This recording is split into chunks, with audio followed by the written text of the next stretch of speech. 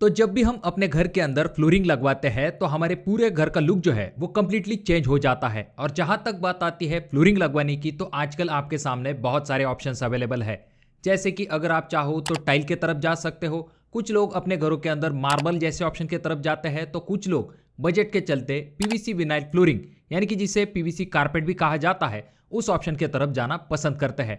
इस तरह से बहुत सारे अलग अलग ऑप्शन आपके सामने अवेलेबल होते हैं, पर इन सभी ऑप्शन में से आपके फ्लोरिंग के लिए सबसे बेस्ट ऑप्शन कौन सा होगा? खास करके जहां तक बात आती है पॉपुलर ऑप्शन की, तो उनमें से एक आ जाता है जो कि है टाइल, और दूसरा ऑप्शन आ जाता है जो कि है पीवीसी विनाइल फ्लोरिंग यानी कि कारपेट। तो इन दोनों में से आपके लिए सबसे बेस्ट ऑप्शन कौन सा होगा, यह हम आज के वीडियो में देखेंगे। तो जहां तक बात आती है फ्लोरिंग को सिलेक्ट करने की, तो आपको कुछ बहुत ही इंपॉर्टेंट चीजों को ध्यान में रखना काफी ज्यादा जरूरी हो जाता है।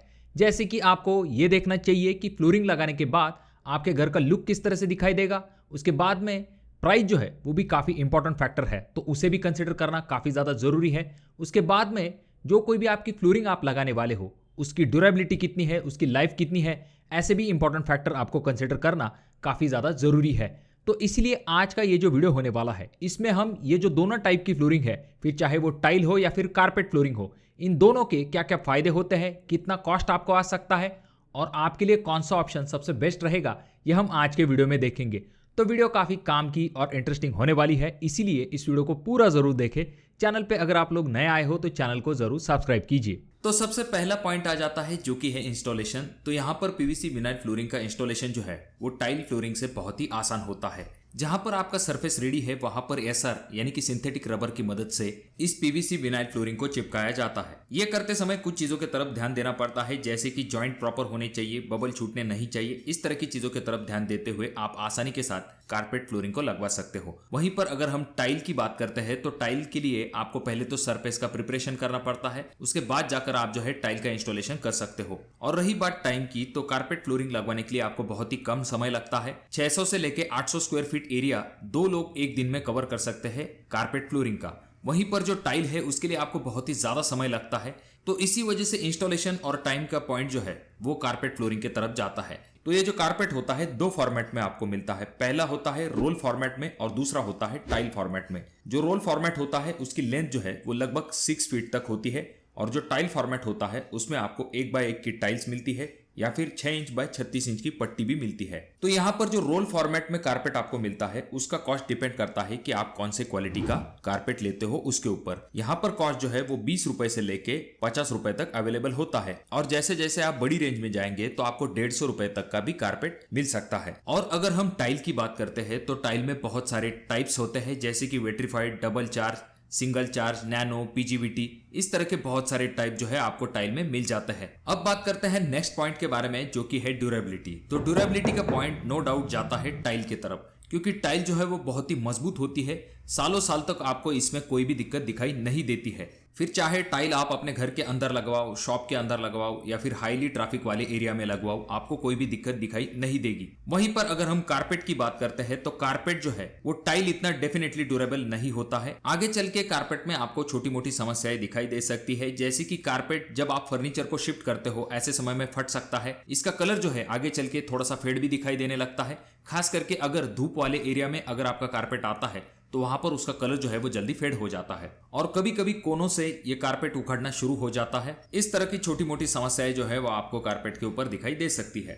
और रही बात लाइफ की, तो कारपेट फ्लोरिंग की जो लाइफ है वो कम होती है टाइल के कंपैरिजन में। सालों साल तक आपको टाइल में कोई भी दिक्कत दिखाई नहीं देगी। कारपेट जो है वो आपको हमेशा सॉफ्ट फील होता है, वहीं पर जो टाइल है वो आपको हमेशा हार्ड फील होती है। जब ठंड के मौसम में हम देखते हैं कि टाइल ठंडी हो जाती है, वहां पर कारपेट जो है वो जल्दी ठंडा नहीं होता है। ऐसे वक्त में पीवीसी विनाइल फ्लोरिंग एक कंफर्टेबल ऑप्शन आ जाता है। नेक्स्ट पॉइंट आ जाता है कलर एंड वैरायटी। तो दोनों ही प्रोडक्ट में आपको कलर और वैरायटी मिल जाती है, पर अगर हम ज्यादा वैरायटी और कलर की बात करते हैं तो यहाँ पर आपको टाइल में ज्यादा कलर और ज्यादा वैरायटी मिलती है। फिर चाहे वो चेक्स वाली डिजाइन हो, मार्बल ग्रेनाइट वाली डिजाइन हो या फिर कोई और डिजाइन हो, इस तरह के बहुत सारे डिजाइन पैटर्न्स आपको टाइल फ्लोरिंग में अवेलेबल होते हैं। साथ में अगर हम फिनिशिंग की बात करते हैं तो टाइल में आपको ग्लॉसी फिनिश, मैट फिनिश, इस तरह की टाइल्स भी मिलती है।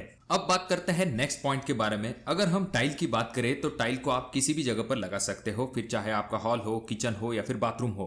कहने का मतलब यह है कि अगर गर्म जगह है या फिर ठंडी जगह है या फिर पानी का जहां पर ज्यादा इस्तेमाल होता है यही बात आप कारपेट के साथ नहीं कह सकते हो। फिर चाहे आपका हॉल हो या फिर बेडरूम हो, वहां पर आप कारपेट को लगवा सकते हो। पर जहां तक बात आती है आपके किचन जैसी जगह जहां पर हीट के साथ ज्यादा संपर्क हो सकता है, वहां पर कारपेट लगवाना रेकमेंड नहीं किया जाता है। और बाथरूम जैसी जगह पर भी आप कारपेट को नहीं लगवा सकते हो। तो अब बात करते हैं कॉस्ट के बारे में। किसी भी चीज को फाइनल करने से पहले हम कॉस्ट के तरफ जरूर ध्यान देते हैं। तो पहले हम बात करते हैं कारपेट फ्लोरिंग के बारे में। अगर आप 10 बाय 10 के रूम में कारपेट लगवाने के बारे में सोच रहे हो तो आपको लगभग 3000 से लेके 5000 रुपए तक खर्च आ सकता है। अब ये जो खर्च है इसमें मटेरियल कॉस्ट, लेबर कॉस्ट और बाकी सभी चीजों को ऐड किया गया है। वहीं पर अगर हम टाइल की बात करते हैं तो 10 बाय 10 के रूम में अगर आप टाइल लगवाने वाले हो तो आपको 10,000 से लेके 12,000 रुपए तक खर्च आ सकता है। अब ये जो खर्च यहाँ पर हमने निकाला है इसमें टाइल कॉस्ट, लेबर कॉस्ट सभी चीजें ऐड की गई है। इससे भी थोड़ा सा कॉस्ट बढ़ सकता है अगर आप टाइल जो है वो ज्यादा महंगी लेते हो ऐसे समय में। तो जैसा कि हम यहाँ पर देख सकते हैं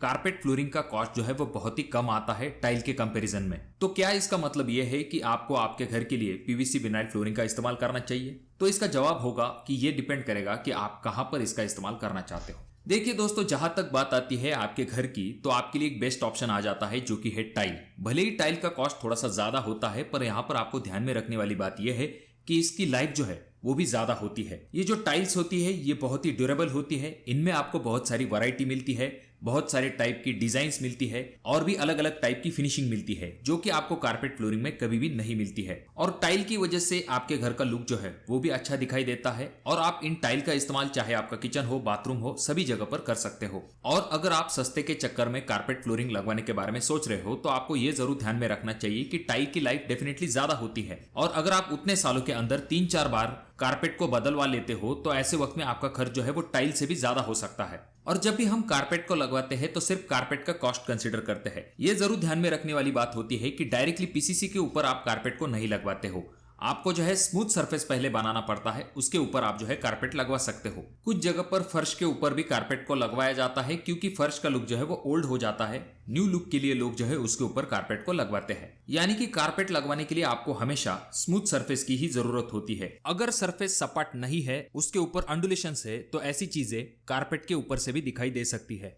तो जैसे कि हमने इस कंपैरिजन वीडियो में ये देखा है कि आपके घर के लिए सबसे बेस्ट ऑप्शन आ जाता है जो कि है टाइल।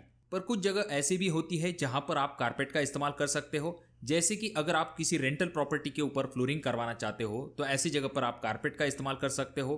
या फिर कुछ जगह पर आपका बजट बहुत ही कम है या फिर आप टेम्पररी फ्लोरिंग का ऑप्शन चाहते हो तो ऐसी जगह पर आपके लिए कारपेट फ्लोरिंग एक बढ़िया विकल्प हो सकता है। और जहां पर भी आप पीवीसी विनाइल फ्लोरिंग लगवाने वाले हो तो कुछ चीज़ों की तरफ जरूर ध्यान दीजिए। जैसे कि ब्रांडेड और अच्छे क्वालिटी की जो पीवीसी विनाइल फ्लोरिंग होती है वो ज़्यादा दिनों तक चल सकती है। साथ में इनका कलर भी जल्दी फेड नहीं होता है।